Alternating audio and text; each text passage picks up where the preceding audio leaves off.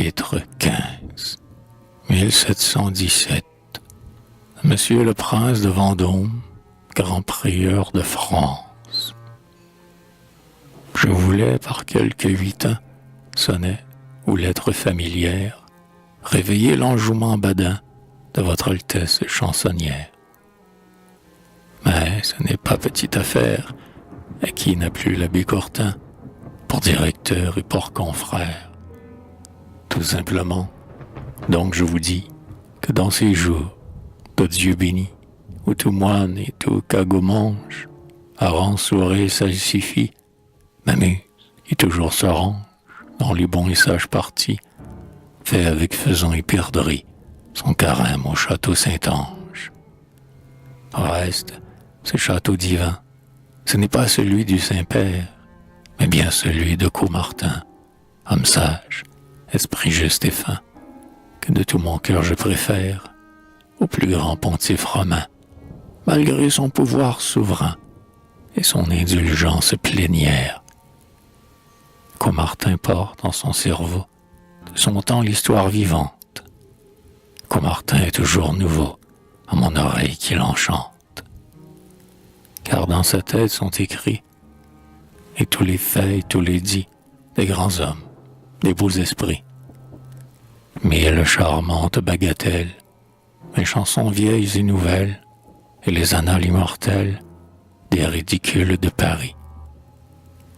Château Saint-Ange, aimable asile, heureux qui dans ton sein tranquille, d'un carême passe le cours.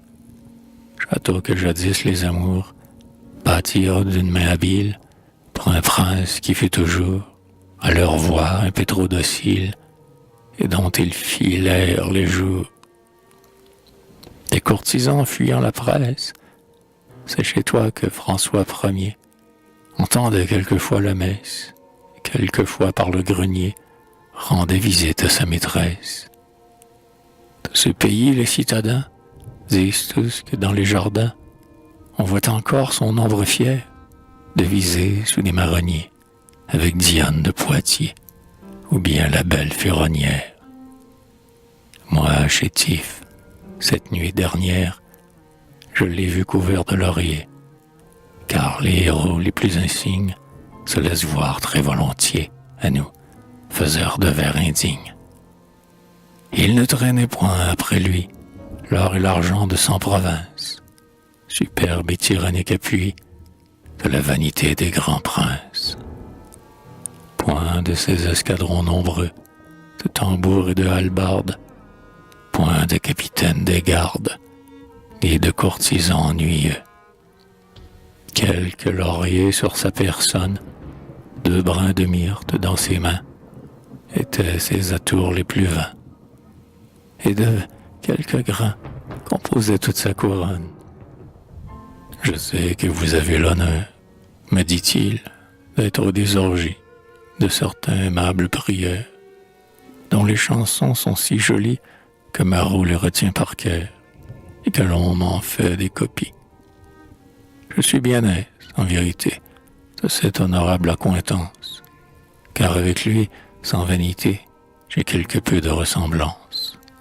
Ainsi que moi, Minerve et Mars l'ont cultivé dès son enfance. Il aime comme moi les arts, et les beaux vers par préférence. Il sait de la dévote engeance, comme moi, faire peu de cas. Or en amour, en tous les cas, il tient, comme moi, sa parole.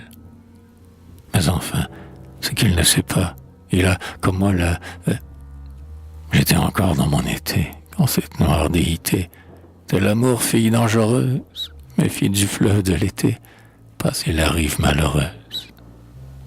Plaise au Dieu que votre héros pousse plus loin ses destinées, et qu'après quelques 30 années, ils viennent goûter le repos parmi nos ombres fortunées. En attendant, si de Caron il ne veut remplir la voiture, et s'il veut enfin, tout de bon, terminer la grande aventure, dites-lui de troquer Chambon contre quelques onces de mercure.